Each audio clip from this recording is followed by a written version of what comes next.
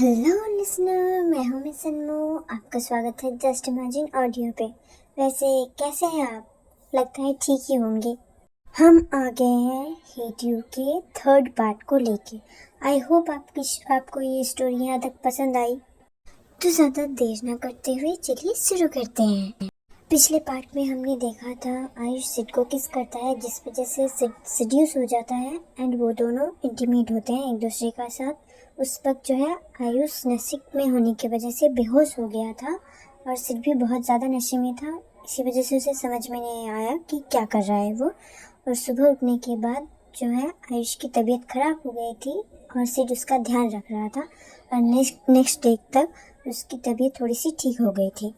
रात को सिड वही कमरे में था, बट सुबह होने के बाद वो अपने कमरे में नहाने के लिए जाता है और नहाते नहाते वो सोचने लगता है कि आयुष उसके बारे में क्या सोचेगा और क्या हुआ उन दोनों के बीच, और क्या उसने आयुष के साथ गलत किया है या फिर ये सही था। उसे कुछ भी समझ में नहीं आ रहा था और मन ही मन वो सोचने लगता है कि उसने बहुत ज़्यादा गलत कर दिया है आयुष के साथ, उसे ऐसा नहीं करना चाहिए था।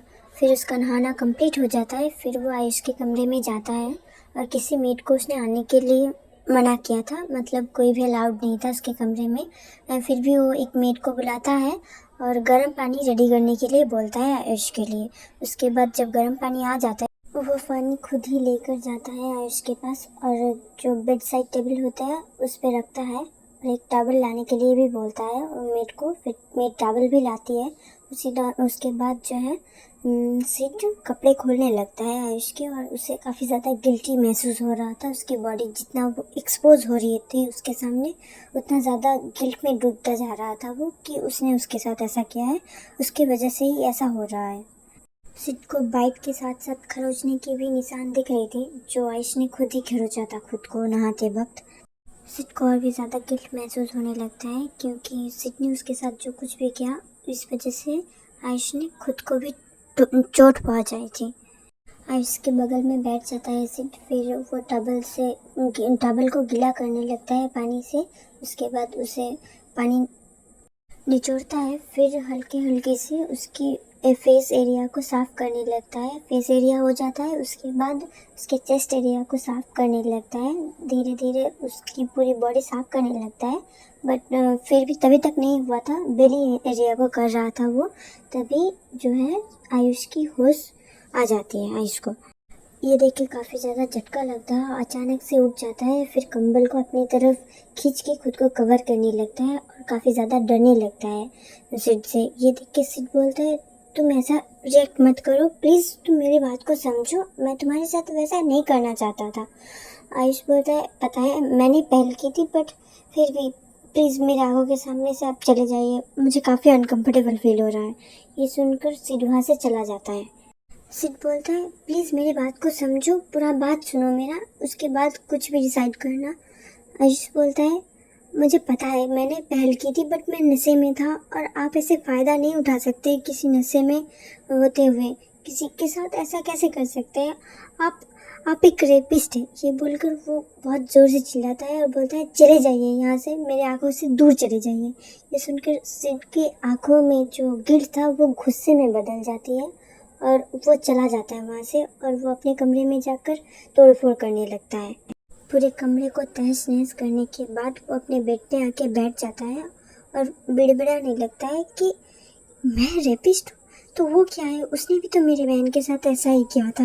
और ये सोचकर उसे याद आने लगते हैं कृष्णा। फिर वो बोलता है कि उसने मान लिया ये चीज़ कि उसी ने पहल की थी और मैं भी नशे में था, मैं ऐसा नहीं करना चाहता था उसके साथ, उसे भी तो ये समझना चाहिए ना। थोड़ी देर वो साइलेंटली बैठा रहता है, फिर बोलने लगता है कि मैं खामखा गिल्ट क्यों महसूस करने लगा, उसने भी वही किया मेरे बहन के साथ और मैंने भी वही किया उसके साथ, वो यही डिजर्व करता है। ये सोचकर वो काफ़ी ज़्यादा गुस्से में था और उठता है वहाँ से।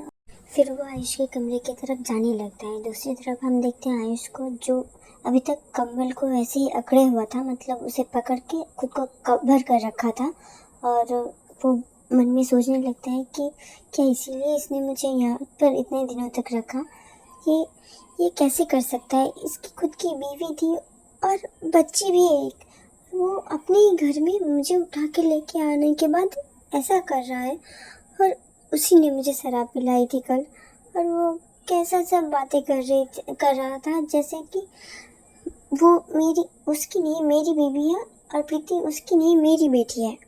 फिर सिद्धू उसके कमरे में आ जाता है और डायरेक्ट आके उसके गला दबाने लग जाता है और बोलता है तुमने मेरे बारे में इतनी घटिया बातें करी कैसे। ये सुनकर आयुष हंसने लगता है और बोलता है कि क्या कर रही हो, प्लीज़ मुझे छोड़ो, और तुम्हारी बीबी थी और तुम एक लड़के के साथ ऐसे कैसे कर सकते हो, तुम कितने सेमलेस हो, तुम्हारी बेटी है एक और तुम मेरे साथ इतना गलत कर रहे हो।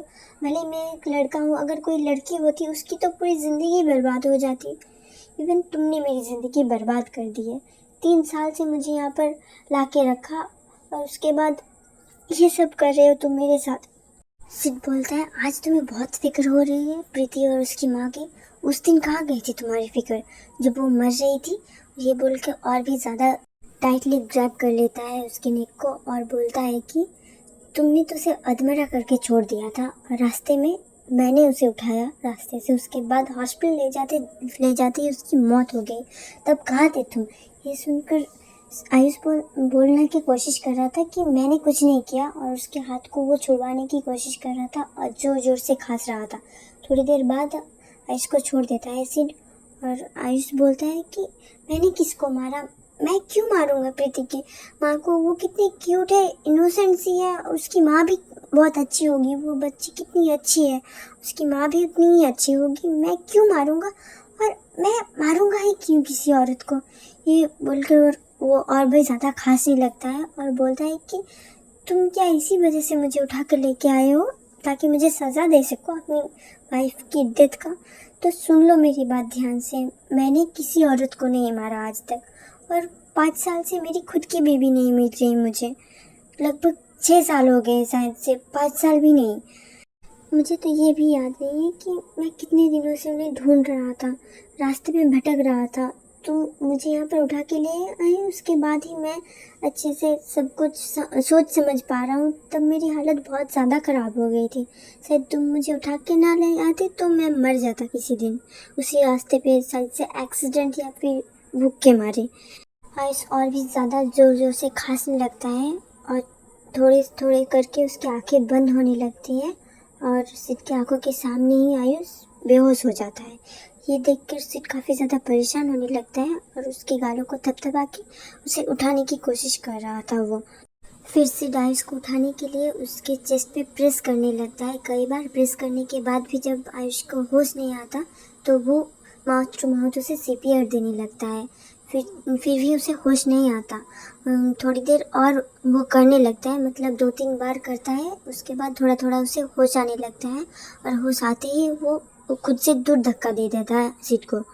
सिड बोलता है कितने बदतमीज हो तुम, धक्का क्यों दिया, तुम्हें बचाने की कोशिश कर रहा था मैं।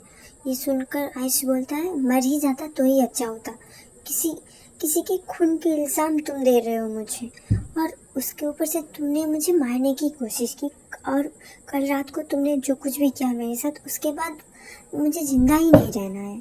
ऊपर से मेरी फैमिली भी कहाँ पर है मुझे नहीं पता, और अगर मैं मरने वाला था ना तुम्हारी वजह से ही मरता।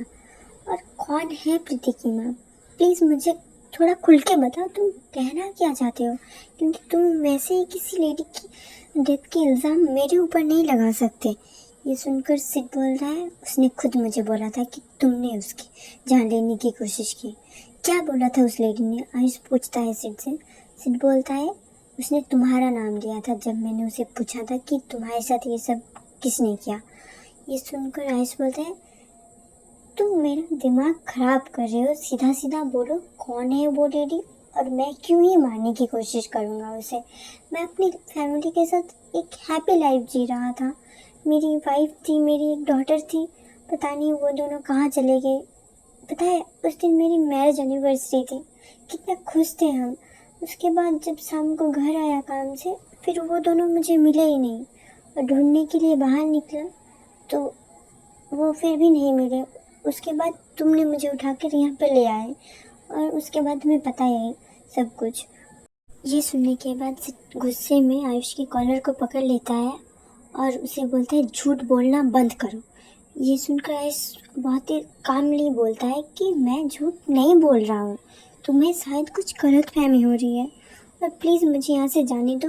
मैं तुम्हारी लाइफ में कभी दखल अंदाजी नहीं करूँगा और जो कुछ भी तुमने मेरे साथ किया मैं किसी को कुछ भी नहीं बताऊँगा। प्लीज़ मुझे जाने दो और एक हेल्प कर दो, मेरी वाइफ और मेरी बेटी को ढूंढने में मेरी मदद करोगे? ये सुनकर सिड बहुत ही ज़्यादा चौंक जाता है, सरप्राइज हो जाता है और उसे छोड़ देता है और वहाँ से चला जाता है। आयुष बोलता है प्लीज़ हेल्प कर दो मेरी वाइफ और मेरी डॉटर को मुझे ढूंढने के लिए, ज़ोर से बोलता है, बट सिड कुछ भी रिप्लाई नहीं करता। और आयुष जो कि पहले से ही बीमार था, ऊपर से ऑक्सीजन की काफ़ी ज़्यादा कमी हो गई थी उसकी बॉडी में, क्योंकि उसको चोक किया गया था, मतलब उसका गला दबाया गया था। इसी वजह से वो बहुत ज़्यादा थक गया था, इसी वजह से वो सो जाता है। वो रूम जो था वो फर्स्ट फ्लोर में था और सिड जो है नीचे आने लगता है सीढ़ियों से। आने के बाद वो देखता है, उसे एक सरप्राइज़ मिलता है। उसके पेरेंट्स आए हुए थे और उन्हें देख के वो काफ़ी ज़्यादा एक्साइटेड हो जाता है और उन्हें गले लगाता है जाने के बाद। और उसके दिमाग में अभी भी यही चल रहा था कि आयुष सच बोल रहा था कि झूठ बोल रहा था, बिकॉज उसे विश्वास तो नहीं हो रहा था उस पर कि वो सच बोल रहा है। उसे अभी यही लग रहा था कि आयुष झूठ बोल रहा है।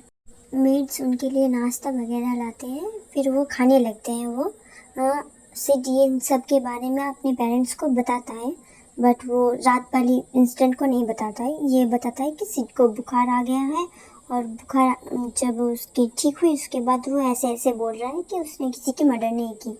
ये सुनकर उसके पापा बोलते हैं काफ़ी ज़्यादा चंट है, ये काफ़ी क्लेवर है, मानना पड़ेगा, कृष्णा काफ़ी क्लेवर लड़के को चुना था कृष्णा ने।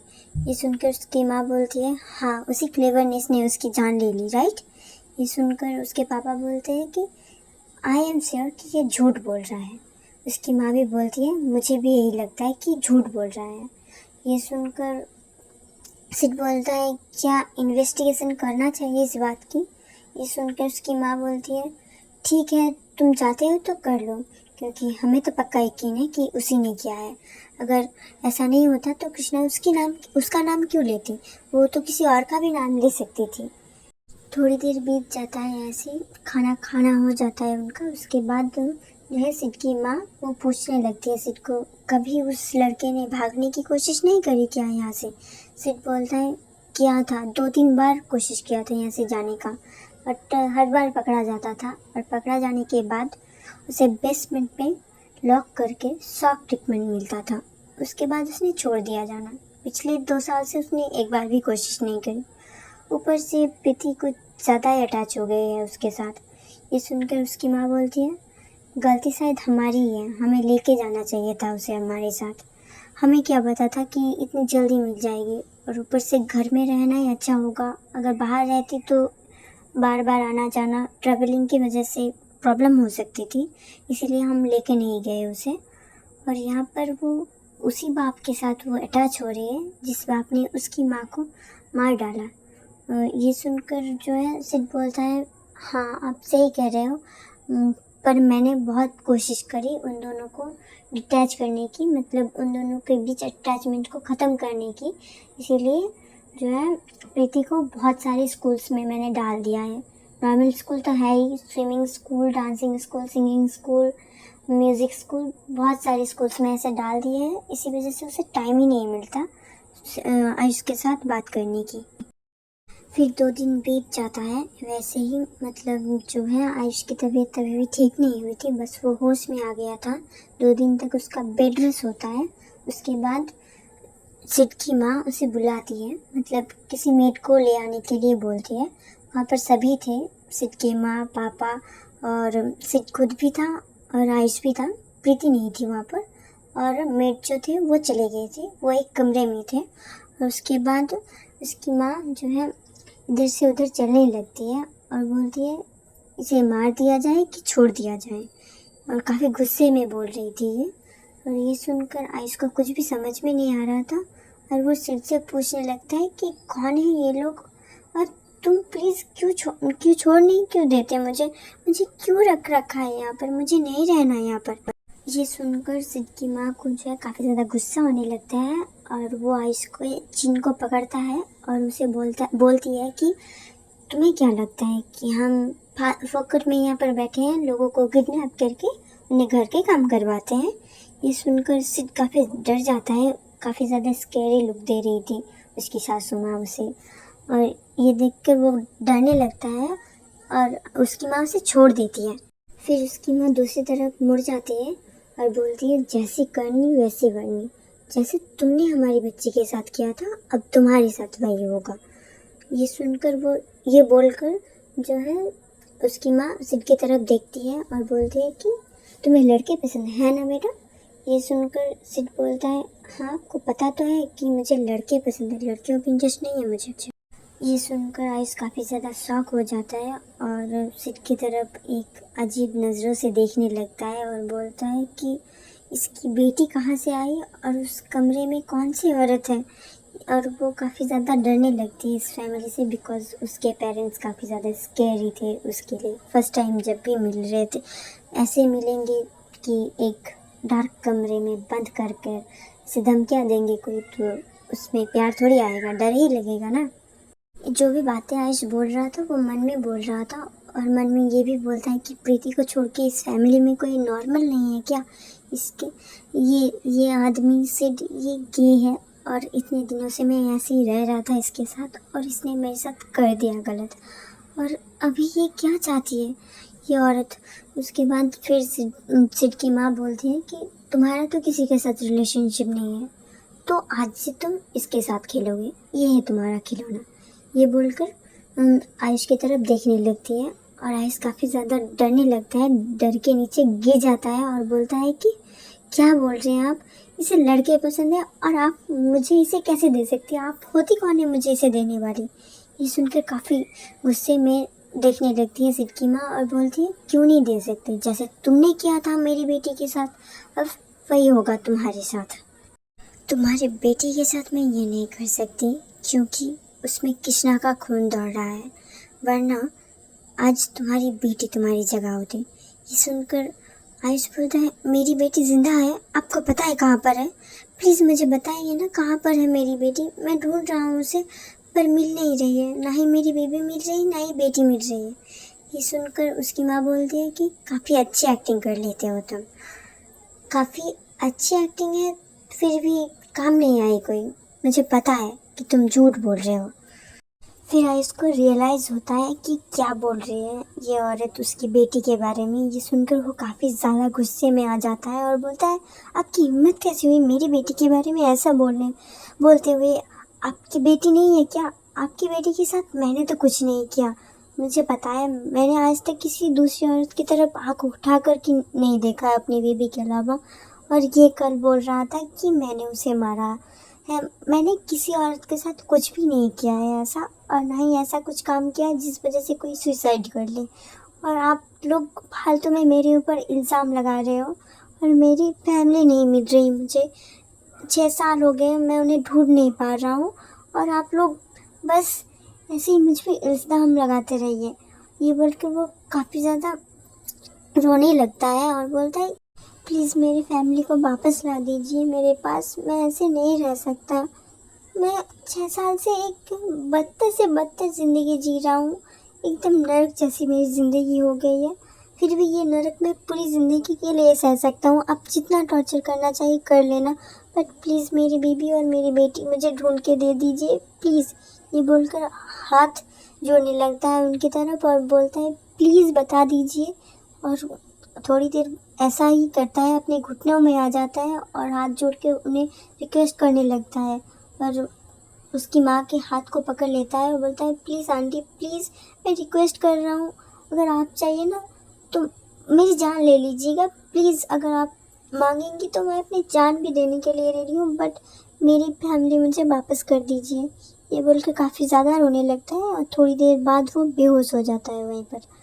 ये देख के सिड घबरा जाता है और उसके पास जाता है और उसे उठाने लगता है अपने बाहों में उठाकर वो खड़ा होता ही है और उसकी माँ बोलती है, इसे अपने कमरे में ले जाओ और अपने साथ रखना और मैंने जो बोला वो पूरा करना।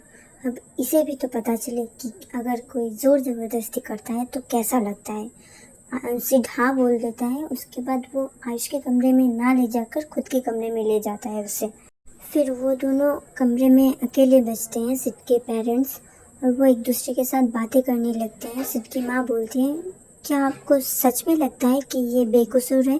उसके पापा बोलते हैं, पता नहीं, पर मुझे ऐसा फील हो रहा है कि हम गलत कर रहे हैं इसके साथ। उसकी माँ बोलती है, नहीं, गलत नहीं कर रहे, जैसी करनी वैसी भरनी, जैसा इसने हमारे बेटे के साथ किया वैसे हमारे बेटे अब इसके साथ करेगा। मतलब बेटे के साथ किया बेटा करेगा। आई होप समझ रहे हैं आप। अगर नहीं समझ में आया तो कमेंट कर सकते हैं, मैं समझा दूंगी। फिर सिड के पापा बोलते हैं उसकी माँ से कि तुम हमारी पोती के बारे में इतना गलत कैसे बोल सकते हो? ये सुन, पोती होते कि नातिन? शायद से नातिन होती है। ओके, अगर गलत बोल रही हूँ तो सही कर देना मुझे। उसकी माँ जवाब देती है, नाटक ही सही, पर चटपटा तो रहा था ना वो, जैसे हम 6 सालों से छटपटा रहे हैं हमारी बेटी के साथ जो कुछ भी हुआ उस वजह से। मैं बस वैसे देखना चाहती थी उसे, इसीलिए मैंने ऐसा बोला।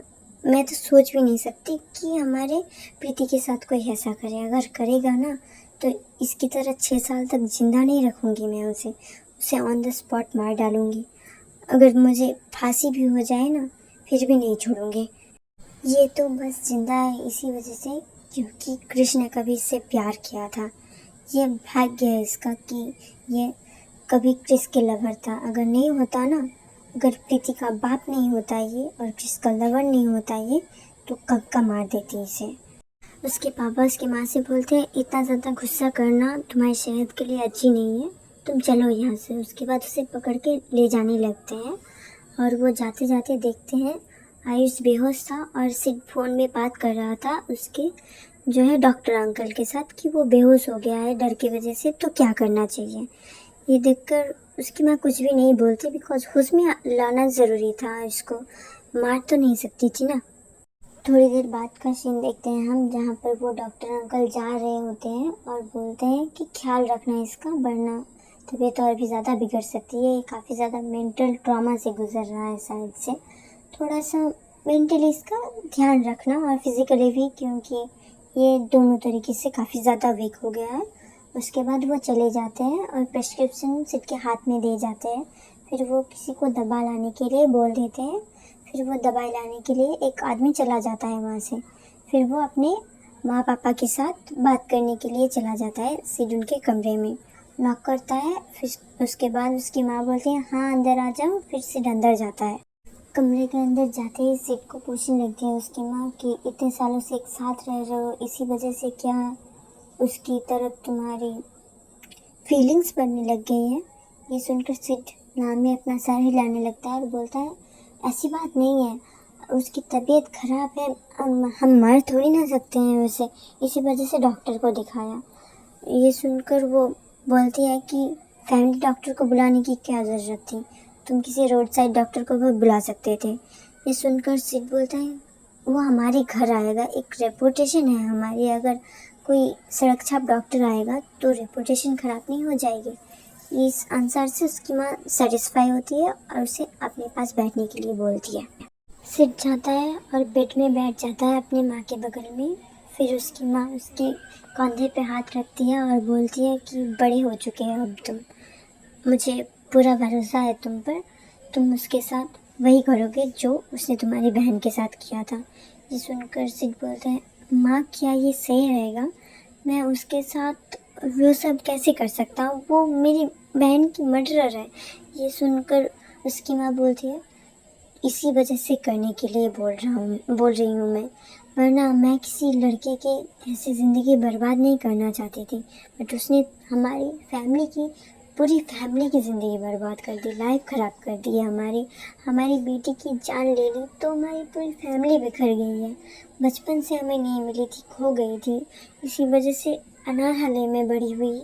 उसके बाद जब तुमने उसे ढूंढा तब वो ऐसी हालत में मिली। तुम्हें याद है कैसे फेस थी उसकी? उसने तुमसे कहा था ना कि उसके हस्बैंड ने किया है ये सब। फिर से सिड को याद आने लगता है वही मोमेंट जब कृष्ण ने बोला था कि उसके हस्बैंड ने ये सब किया है। मतलब ऐसा तो नहीं बोला था, सिड ने पूछा था कि किसने किया है ये सब तुम्हारे साथ। ये सुनकर उसने अपना हस्बैंड का नाम लिया था। पहले पार्ट पे देख लेना आप, ये सीन था। सिड की माँ उससे पूछती है कि तुम्हें कोई ऐतराज़ तो नहीं है? मतलब तुम ये सब करने वाले हो, इससे तुम्हें बुरा तो नहीं लगेगा? ये सुनकर सिड बोलता है, नहीं माँ, आप कोई गलत नहीं कर रही है, आप सही कह रही हैं, उसके साथ ऐसा ही होना चाहिए। हम ही इतने दिनों तक पोलाइट थे उसके साथ, उससे बस ये सब किया।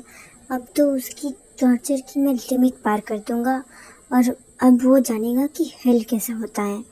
ये सुन उसको फिर से ये बात याद आने लगती है जब आयुष ने उसे रेपिस्ट बोला था, और अब वो मन में बोलता है कि अब मैं वो सच में होके दिखाऊंगा तुम्हें कैसा लगता है जब सच में कोई ऐसा करता है। तो दूसरी तरफ से आयुष को होश आ जाता है और मेड्स उसे खाना खिलाती है और वहाँ से चली जाती है और उसे बाहर निकलने के लिए मना करती है।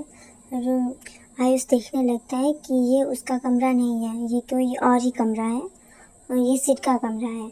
ये सोचकर वो काफ़ी ज़्यादा घबराने लगता है और उसे वही बातें याद आने लगती है जो उसकी माँ ने बोला था, और वो फिर से वो याद करने लगता है कि उस दिन सुबह उठने के बाद उसको कितना ज़्यादा पेन हो रहा था अपनी बॉडी पे। और ये सोच के वो काफ़ी ज़्यादा घबराने लगता है क्योंकि सिड सब कुछ भूल गया था, बट आज को धुंधली धुंधली यादें थी उस रात की।